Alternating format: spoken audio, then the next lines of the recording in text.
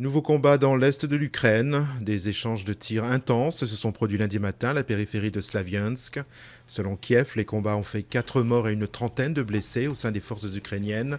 Sur ce fond de guerre civile, les Occidentaux tentent de relancer le dialogue avec la Russie qui affirme s'inquiéter pour la paix. Baptême du feu bruxellois pour le nouveau ministre des Finances, Michel Sapin.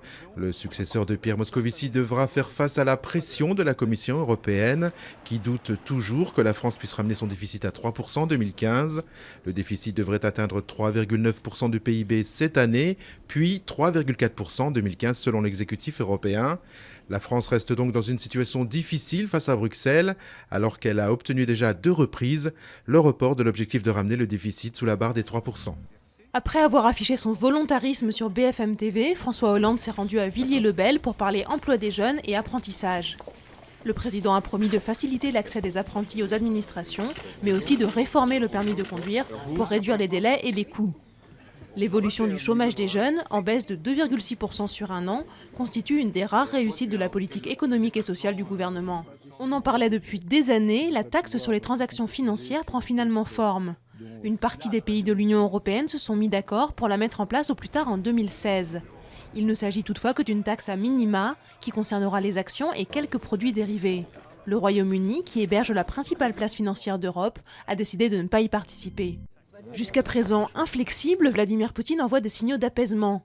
Le président russe a indiqué que Moscou avait retiré ses troupes de la frontière avec l'Ukraine. Il a également appelé les séparatistes pro-russes de Donetsk à repousser le référendum sur l'indépendance de la région.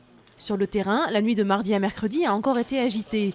Des tirs à l'arme lourde ont retenti à Slaviansk, épicentre des affrontements entre les pro-russes et l'armée ukrainienne. Un entraîneur de tennis soupçonné de viol et d'agression sexuelle sur des élèves mineurs. L'homme, qui travaille aujourd'hui dans un club de Levallois-Perret, a reconnu un viol mais soutient que les autres relations étaient consenties. Ces élèves auraient gardé le silence pendant plusieurs années car elles se sentaient sous son emprise. François Hollande a célébré le 69e anniversaire de la victoire du 8 mai 1945. Entouré de la garde républicaine, le chef de l'État a remonté les Champs-Élysées jusqu'à l'Arc de Triomphe, où il a rallumé la flamme du soldat inconnu. Mais la cérémonie a été endeuillée par la mort d'un 8e soldat français au Mali, survenu dans la nuit de mercredi à jeudi. Il s'agit d'un légionnaire de 25 ans, tué en opération dans le nord du pays. Quel avenir pour les 900 magasins et les 7500 employés français des supermarchés DIA?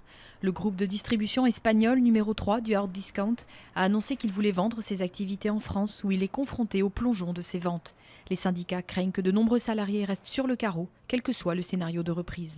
Poutine pour la première fois en Crimée depuis le rattachement à la Russie. Il a passé en revue à Sébastopol les navires de la flotte russe de la mer Noire pour commémorer la victoire sur les nazis en 1945.